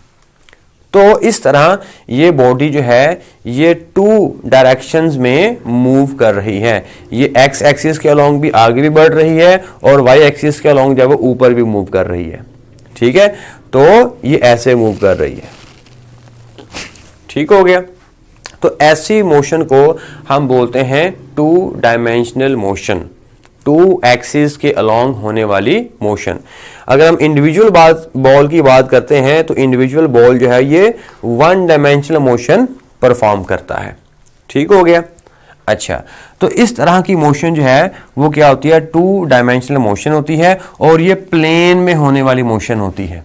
जैसे ये आपको व्हाइट बोर्ड नजर आ रहा है, ये व्हाइट बोर्ड है वो टू डायमेंशनल में है, टू डायमेंशनल है। तो ये जो प्रोजेक्टाइल मोशन होता है, इसकी मोशन जो है वो एक प्लेन में होती है। अगर मैं यहां पर एक बॉल को ऐसे फेंकूं, ठीक है, तो बॉल ऐसे मूव करेगा, ऐसे। तो ये इस प्लेन में मूव करेगा, इस प्लेन के बाहर नहीं आएगा। ठीक है, ना इधर आएगा ना उधर जाएगा, सिर्फ इस प्लेन में रहेगा। तो इसकी मोशन को हम क्या बोलते हैं? Plane motion. Two dimensional motion is also known as plane motion. तो प्रोजेक्टाइल मोशन जो है वो प्लेन में होने वाला एक मोशन होता है। ओके, यहां तक बात क्लियर होगी। अच्छा, अब जब हम इसको फेंकते हैं, अच्छा पहले एग्जांपल देख लेते हैं। एग्जांपल में हम क्या क्या होती हैं। ठीक है, एक फुटबॉल किक्ड बाय प्लेयर। ठीक है जी, एक फुटबॉल जो है वो किक किया जाता है फुटबॉल प्लेयर की मदद से, तो उसकी एग्जांपल जो है प्रोजेक्टाइल मोशन होगी। अब ball thrown by a cricketer. ठीक है जी, एक क्रिकेटर जो है वो बॉल को फेंकता है और बॉल जो है वो ऐसे मूव करती है। इसी तरह कोई भी मिसाइल जो है उसको हम फायर करते हैं उसके लॉन्चिंग पैड से, तो वो क्या होता है? वो मिसाइल भी जो है वो ऐसे मूव करता है। तो इस मिसाइल का मोशन है, क्रिकेट बॉल का मोशन है, या फुटबॉल का मोशन है, ये सारी मोशन कैसी होती हैं? टू डायमेंशनल मोशन होती हैं, प्रोजेक्टाइल मोशन होती हैं। ठीक हो गया यहाँ तक? ओके। अब प्रोजेक्टाइल मोशन की चंद प्रॉपर्टीज को देखते हैं थोड़ा सा, क्योंकि ये क्वेश्चन शॉर्ट क्वेश्चन है इसलिए हम इसको इतना ज़्यादा डिटेल में नहीं जानेंगे। बस चंद एक पॉइंट्स मैंने आपको बताने हैं ताकि जो उसने क्वेश्चन में डेरिवेशंस पूछी हैं, एक्सप्रेशन पूछी हुई हैं, उनमें वो यूज़ होने हैं। अब जब प्रोजेक्टाइल मोशन को हम स्टडी करते हैं तो अगली डेफिनेशन में उसने लिखा है बात under the constant acceleration due to gravity and inertia. ठीक है, ये अपने इनर्शिया की वजह से आगे मूव करता है और इस पूरी मोशन के दौरान फोर्स ऑफ ग्रेविटी जो है वो नीचे एक्ट कर रहा होता है। ठीक है, यही डेफिनेशन में उसने बताया है acceleration due to gravity and inertia. तो इनर्शिया और constant acceleration due to gravity की आपको समझ आ जानी चाहिए। ओके, तो अब अगली चीज जो हमने नोट करनी है एक्सप्रेशंस को ड्राइव करने के लिए वो ये है, जब ये बॉडी को हम किसी एंगल से फेंकते हैं तो इसके पास जो वेलोसिटी होती है, ये जो वेलोसिटी है इसके पास, इसके दो कंपोनेंट्स हैं, एक हॉरिजॉन्टल कंपोनेंट है और एक वर्टिकल कंपोनेंट है। तो इसकी मोशन के दौरान जो इसका जो हॉरिजॉन्टल कंपोनेंट है वो चेंज नहीं होता। ठीक है, इसका जो v, अगर हमने इसको vi वेलोसिटी से फेंका, इनिशियल वेलोसिटी vi से फेंका, तो इसका जो इनिशियल कंपोनेंट का जो x कंपोनेंट है, इनिशियल वेलोसिटी का जो x कंपोनेंट है, इसको हम बोलेंगे vi cos थीटा, और जो इसका वर्टिकल कंपोनेंट है that is vi sin theta. तो vi cos थीटा जो है ये पूरी मोशन के दौरान जो है वो चेंज नहीं होता है, और vi sin थीटा जो है वो ये पूरी मोशन के दौरान जो है वो चेंज होता रहता है। इसकी वैल्यू जो है वो कभी बढ़ती है कभी कम होती है, लेकिन जो x कंपोनेंट है वेलोसिटी का वो through out the flight, through out the motion वो क्या होता है, वो चेंज नहीं होता। अगर इनिशियल वेलोसिटी का जो x कंपोनेंट है पूरी मोशन के दौरान अगर वो चेंज नहीं होता है, यूनिफॉर्म रहता है, तो ऐसी वेलोसिटी जो यूनिफॉर्म होती है उसको हम क्या बोलते हैं कि उसमें जो एक्सेलरेशन होता है वो क्या होता है, जीरो होता है। ठीक है, तो प्रोजेक्टाइल की मोशन के दौरान जो उसका जो वेलोसिटी का जो x कंपोनेंट है, x कंपोनेंट के अलोंग कोई एक्सेलरेशन जो है वो प्रोड्यूस नहीं होगा। ठीक है, ये बात आपने याद रखनी है कि acceleration, point to be noted, acceleration along the horizontal direction during through out the flight, during through out the motion, कि उसका जो एक्सेलरेशन होता है एक्स एक्सिस के अलोंग वो कैसा रहता है, जीरो रहता है। ठीक है जी, अब इसकी थोड़ी सी रीजन आपको मैं बता देता हूं। उसकी रीजन ये है, चूंकि हॉरिजॉन्टल डायरेक्शन में वेलोसिटी की डायरेक्शन ये वाली होती है। ठीक है जी, ये है इसका vi cos ऑफ थीटा, और जो ग्रेविटी का फोर्स है वो लग रहा होता है नीचे की तरफ। ठीक हो गया, तो ये एंगल हमारे पास कितना बन रहा है, 90 एंगल बन रहा है। तो कोई भी वेक्टर जो है, याद रखिएगा, कोई भी जो वेक्टर होता है वो अपने परपेंडिकुलर डायरेक्शन में एक्ट नहीं करता है, उसका असर जो है वो परपेंडिकुलर डायरेक्शन में नहीं होता है।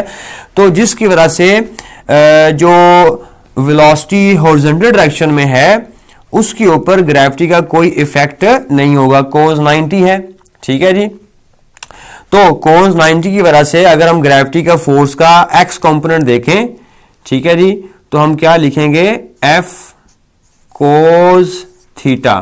तो cos यहां पे हमारे पास क्या है, 90 है, तो f cos 90, तो cos 90 हमारे पास क्या होता है, जीरो होता है।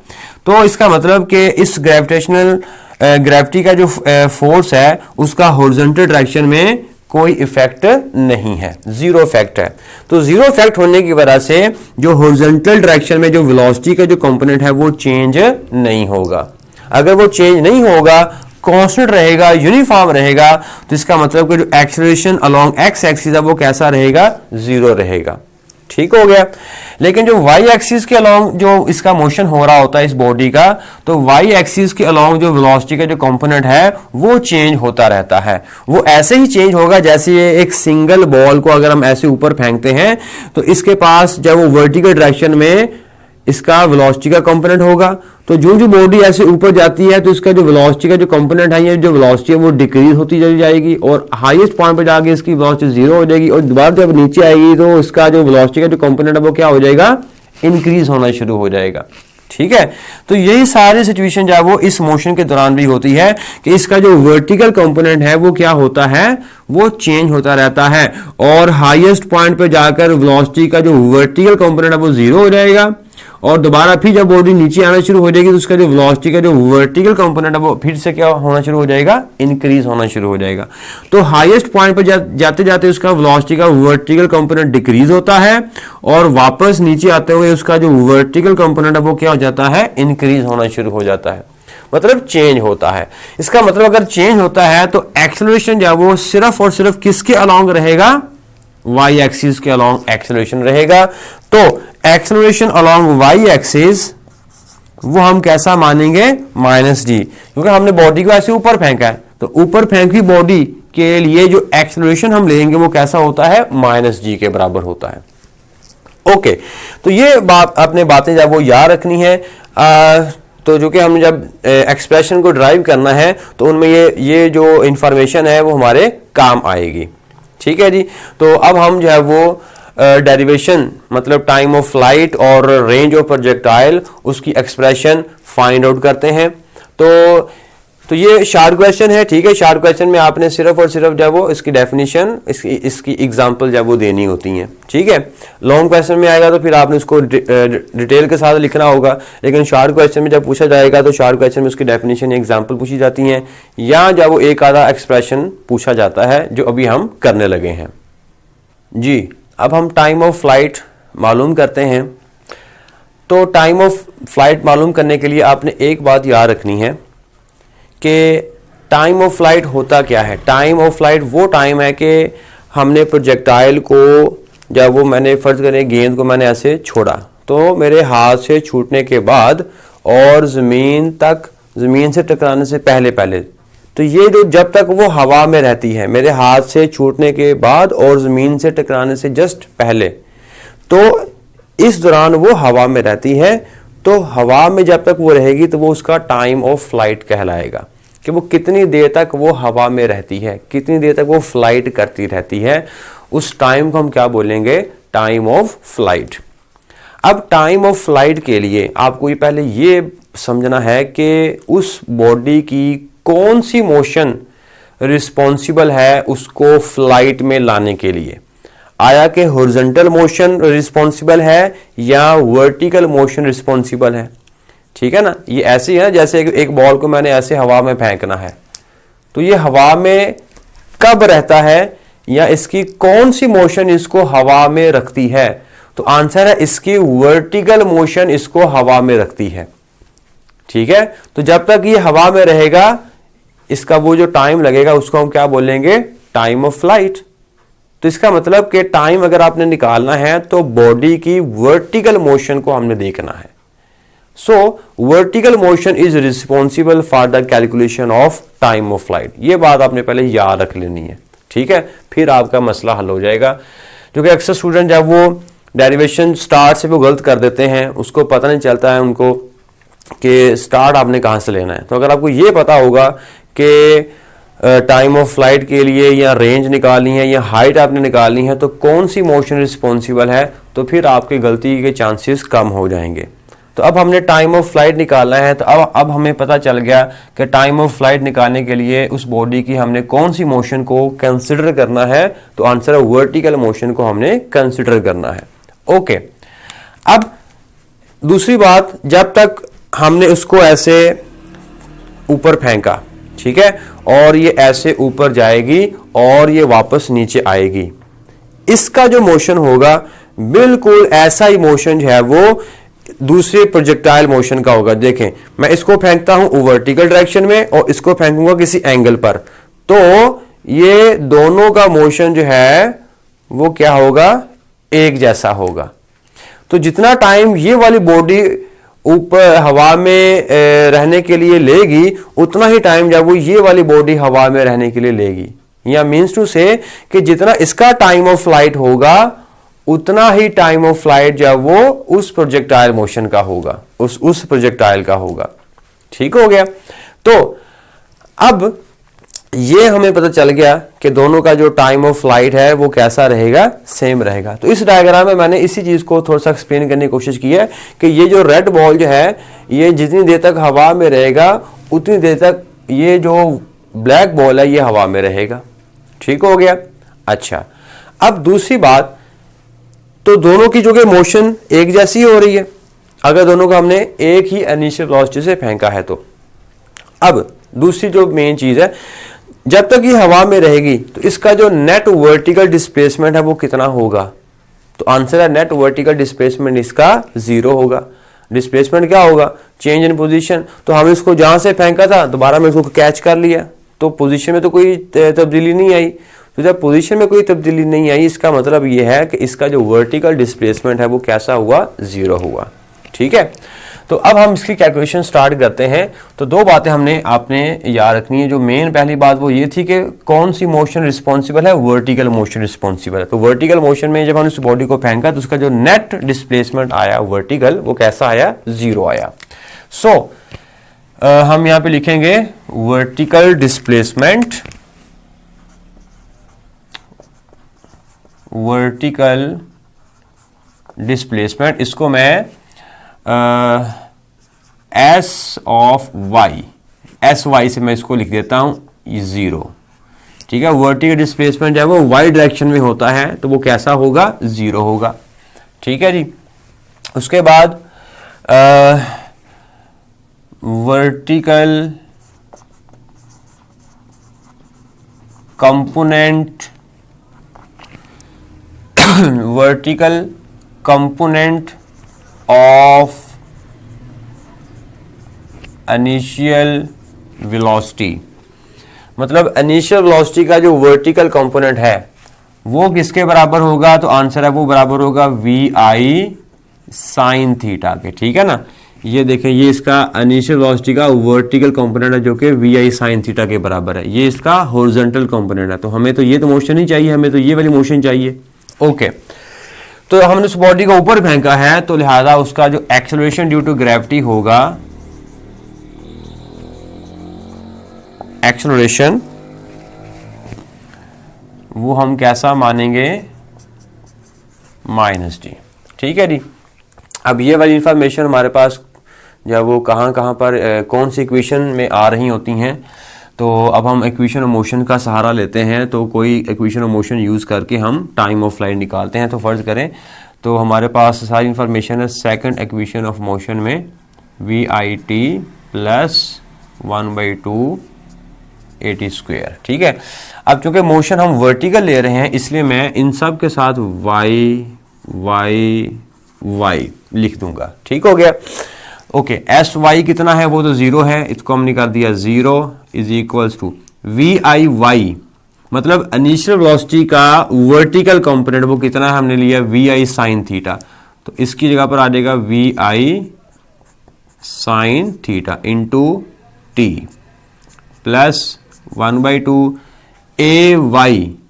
ठीक है, अभी हमने देखा था कि AY किसके बराबर है? -g के बराबर है। ठीक है, ये बेसिकली कौन है? ये AY ही है।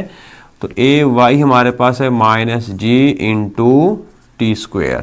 ठीक है जी, ये रकम माइनस में है, इसको आप उठा के इधर ले आए तो ये हमारे पास हो जाएगा 1/2 GT² VI sine theta into T। तो ये एक T इससे कैंसिल हो जाएगा, तो यहाँ से इस T की वैल्यू हमारे पास आ जाएगी G इधर आगे डिवाइड 2 इधर आगे मल्टीप्लाई, ये हमारे पास हो जाएगा 2VI sine theta over G। तो ये हमारे पास फार्मूला बेटा आ गया किसका? टाइम ऑफ फ्लाइट का। जी बच्चों, अब हम रेंज निकालेंगे, प्रोजेक्टाइल की रेंज। अब अगेन रेंज के लिए हमें उस प्रोजेक्टाइल की मोशन को पहले देखना है कि कौन सी मोशन जो है वो रिस्पॉन्सिबल है उस प्रोजेक्टाइल की रेंज निकालने के लिए। अब रेंज किस एक्सिस के अलोंग होती है?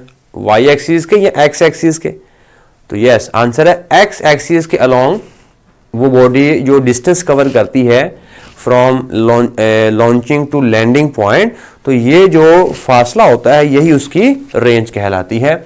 जैसे हमने इस बॉल को यहाँ से फेंका और ये बॉल यहाँ पर आया, तो यहाँ से लेकर यहाँ तक ये जो डिस्टेंस है इसका हॉरिजॉन्टल डिस्टेंस, यही बेसिकली क्या कहलाती है? उसकी रेंज कहलाती है।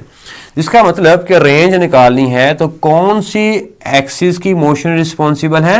एक्स एक्सिस की मोशन रिस्पॉन्सिबल होगी for the calculation of range. ये बात आपने याद रखनी है। ओके, अब हम फार्मूला अपना इस्तेमाल करते हैं कि शुरू से लेकर एंड तक हमने उसने जितना भी डिस्टेंस कवर किया है, टोटल डिस्टेंस हॉरिजॉन्टल डायरेक्शन में, उसको हम कैलकुलेट करते हैं जी। तो फार्मूला हमारे पास लगता है जी S is equals to V into t. ठीक है जी, इनिशियल वेलोसिटी हम लेंगे S is equals to v i into t. ये हमारे पास जनरल फार्मूला हो गया, इससे हम रेंज निकाल सकते हैं। अब चूंकि रेंज है हॉरिजॉन्टल डायरेक्शन में, horizontal direction is responsible for the calculation of range, इसलिए हम इस इक्वेशन को हम अपनी हॉरिजॉन्टल डायरेक्शन में चेंज कर देंगे, मतलब एक्स एक्सिस के अलोंग। तो इसलिए मैं एस एक्स आई एक्स और टी तो वैसे का वैसे रहेगा। ठीक हो गया। तो एक्स क्या शो कर रहा है कि हम अब कैलकुलेशन किस एक्सिस के अलोंग ले रहे हैं, एक्स एक्सिस के अलोंग ले रहे हैं, हॉरिजॉन्टल डायरेक्शन के अलोंग ले रहे हैं। तो हॉरिजॉन्टल डायरेक्शन में या एक्स एक्सिस में जो डिस्टेंस है उसी का नाम क्या है, उसी का नाम तो रेंज है। ठीक है, तो रेंज बराबर होगा वी आई एक्स, मतलब कि इनिशियल वेलोसिटी का एक्स कंपोनेंट। तो इनिशियल वेलोसिटी का जो एक्स कंपोनेंट है वो क्या है, वो तो वी आई कोस थीटा है। तो यहां पे मैं पुट कर दूंगा v i cos theta multiply by t, ये टाइम है, टाइम ऑफ फ्लाइट। तो अभी हम ऊपर टाइम ऑफ फ्लाइट निकाल चुके हैं, तो टाइम ऑफ फ्लाइट की वैल्यू हम यहां पे पुट कर देंगे, जो कि बराबर है 2vi साइन थीटा अपॉन जी। ठीक है जी। तो अब हम इसको कंबाइन कर देते हैं और सिंप्लीफाई कर देते हैं। तो रेंज बराबर होगी हमारे पास जी एज इट इज, तो ये v i square sine theta cos theta और 2, इसको हम थोड़ा सा ऐसे लिखेंगे वी आई स्क्वेयर, और ये जो बाकी जो चीज बची है 2 साइन थीटा कोस थीटा। तो ये एक फार्मूला होता है। ठीक है जी, मैथमेटिक्स के अंदर हम ये फार्मूला यूज करते हैं जिसको हम डबल एंगल फार्मूला बोलते हैं।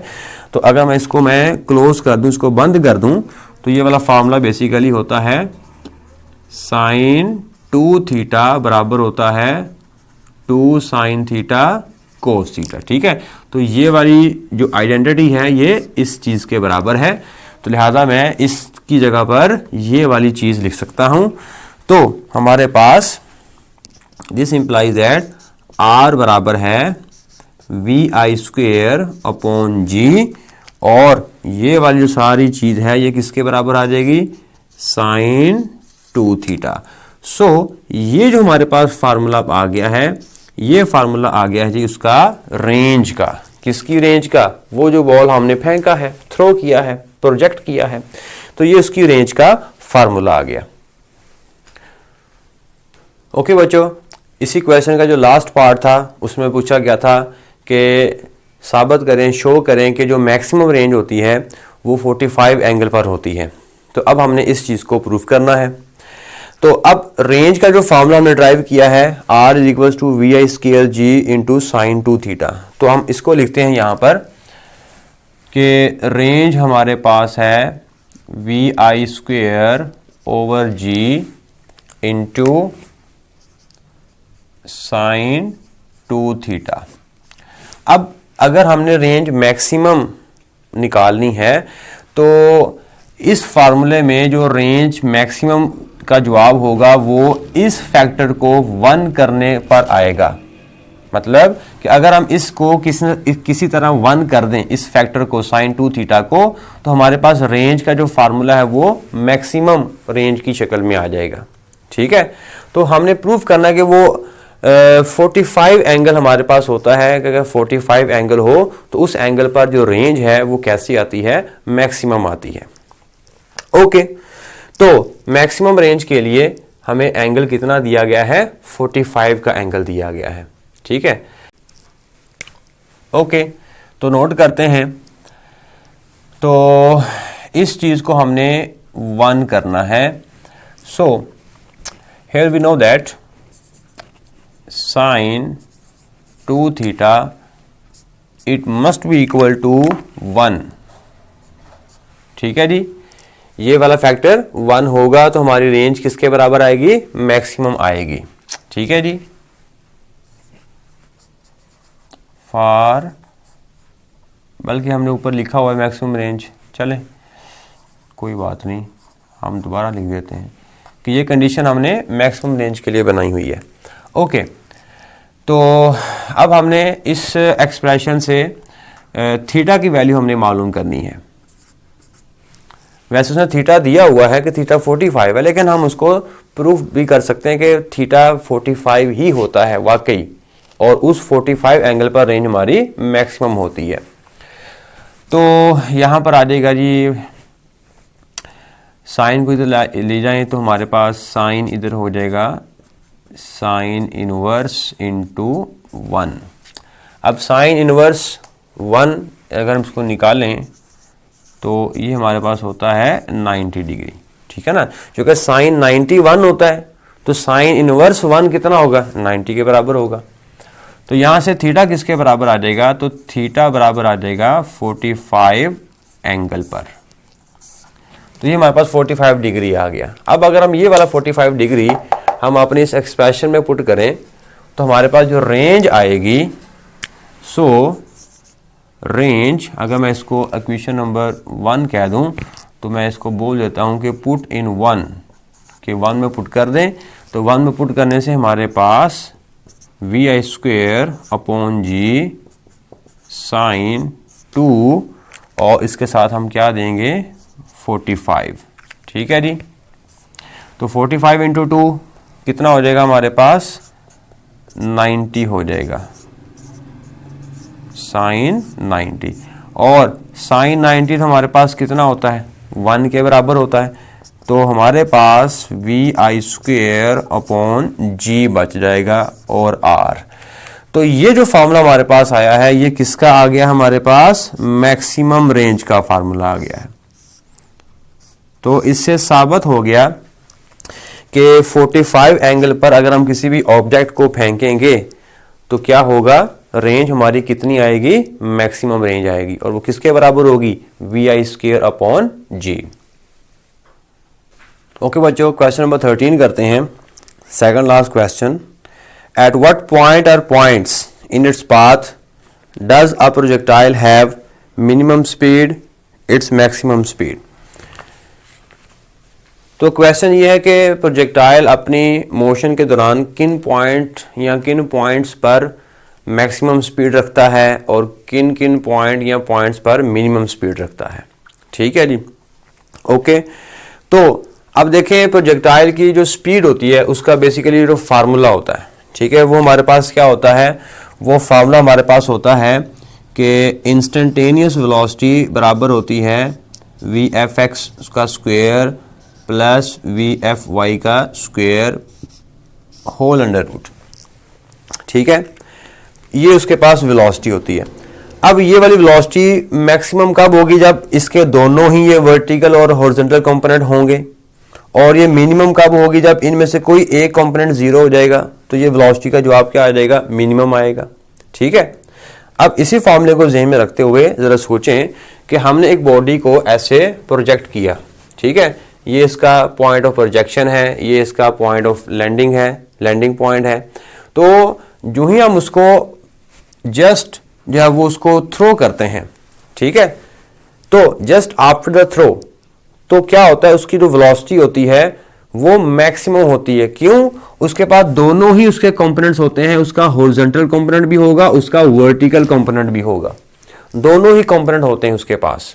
ठीक है, और जब वो बॉडी लैंड कर रही होती है just before hitting the ground, अभी उसने ग्राउंड को हिट नहीं किया, अभी जस्ट वो टकराने वाली ही है, उस वक्त भी उसकी जो वेलोसिटी होती है वो मैक्सिमम होती है, क्योंकि उसके पास हॉरिजॉन्टल कंपोनेंट भी होता है और वर्टिकल कंपोनेंट भी होता है, just like at the point of projection. तो ये दो पॉइंट्स हैं जिनके ऊपर उसके पास वेलोसिटी के दोनों कंपोनेंट्स होंगे। अगर दोनों कंपोनेंट्स होंगे तो उसके पास मैक्सिमम वेलोसिटी होगी। ठीक है, तो मैक्सिमम वेलोसिटी या मैक्सिमम स्पीड कब होगी, at the point of projection, जब हम उसको प्रोजेक्ट किया वो वाला पॉइंट, वहां से वहां पर उसकी वेलोसिटी मैक्सिमम होगी, and point of landing just before hitting the ground, कि अभी उसने हिट नहीं किया है, अभी हिट करने वाली ही है, उस वक्त उसकी वेलोसिटी क्या होगी, मैक्सिमम। रीजन क्या है कि उस वक्त इन दोनों पॉइंट्स के ऊपर वेलोसिटी के दोनों ही कंपोनेंट उसके पास होते हैं, तो लिहाजा उस वक्त उसकी वेलोसिटी मैक्सिमम कहलाएगी। मिनिमम वेलोसिटी कब होगी, तो मैंने बताया कि जब इनमें से किसी एक कंपोनेंट को अगर हम जीरो कर दें, तो इनमें से एक कंपोनेंट जीरो कब होता है, जब वो प्रोजेक्टाइल अपनी मैक्सिमम हाइट पर होता है। तो मैक्सिमम हाइट पर जब वो होगा प्रोजेक्टाइल, तो मैक्सिमम हाइट पर सिर्फ उसके पास हॉरिजॉन्टल कंपोनेंट होगा, वर्टिकल कंपोनेंट उसका जीरो हो चुका होता है। तो अगर उसका वर्टिकल कंपोनेंट जीरो हो चुका होता है, तो ये वाला फैक्टर तो गया, यहां पे सिर्फ क्या बचेगा, ये वाला फैक्टर बचेगा। तो वेलोसिटी का जवाब सिर्फ इसके बराबर आएगा। ठीक है, ये तो जीरो हो गया, मतलब एक कंपोनेंट कम हो गया तो वेलोसिटी का जवाब और कम हो जाएगा, मिनिमम वेलोसिटी हो जाएगी। तो मिनिमम वेलोसिटी कब होगी, जब वो प्रोजेक्टाइल क्या होगा, अपनी मैक्सिमम हाइट पर होगा। तो मैक्सिमम हाइट पर होने पर क्या होगा, उसका जो वर्टिकल कंपोनेंट है वेलोसिटी का वो जीरो हो जाता है, जिसकी वजह से हमारा ओवरऑल आंसर जो है वो वेलोसिटी की वैल्यू क्या हो जाती है, डिक्रीज हो जाती है। तो यही बात हमने यहां पे लिखी है कि speed of the ball is minimum at maximum height, because at this point vertical component of velocity becomes zero.